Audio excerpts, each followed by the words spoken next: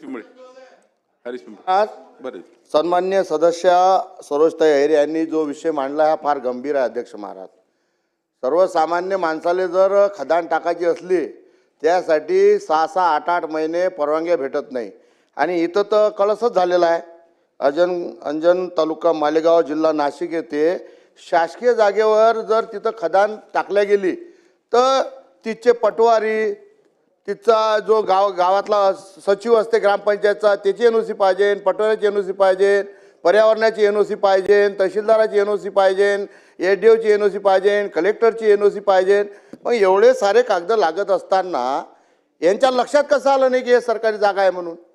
म्हणजे याच्यात कुठेतरी अधिकाऱ्यांचं संगनमत किंवा हात असल्याशिवाय किंवा चिरीमिरी घेतल्याशिवाय हे काम होऊ शकत नाही अध्यक्ष महाराज.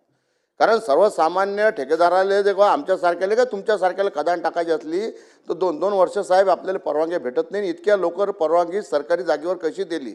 म्हणून या संबंधित अधिकाऱ्यांनी ज्यांनी दोषी असतील याच्यात परवानग्या देण्यासाठी यांच्यावर आपण कारवाई करणार आहे काय?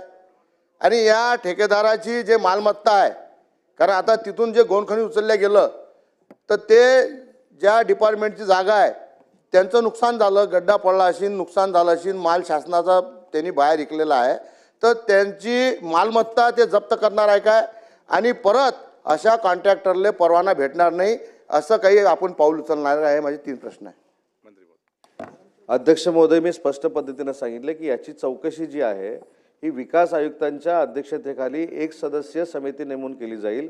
कारण जे विकास आयुक्त आहेत ते सुरुवातीला प्रांत होते, त्याच्यानंतर ॲडिशनल कलेक्टर झाले, त्याच्यानंतर कलेक्टर झाले, त्याच्यानंतर सचिव झाले. त्याच्यामुळं कुठच्या परमिशन कोण देतात हे विकास आयुक्तांना चांगलं माहिती आहे. 100% मी या मताशी सहमत आहे की कुणीतरी वर्दहस्त ठेवल्यामुळंच MIDCच्या जागेमध्ये हा स्टोन क्रशर सुरू झालेला आहे. त्याची चौकशी आपण करू आणि त्या चौकशीमध्ये जे कोण इन्व्हॉल्ड असतील त्यांच्यावर आपण कारवाई करू.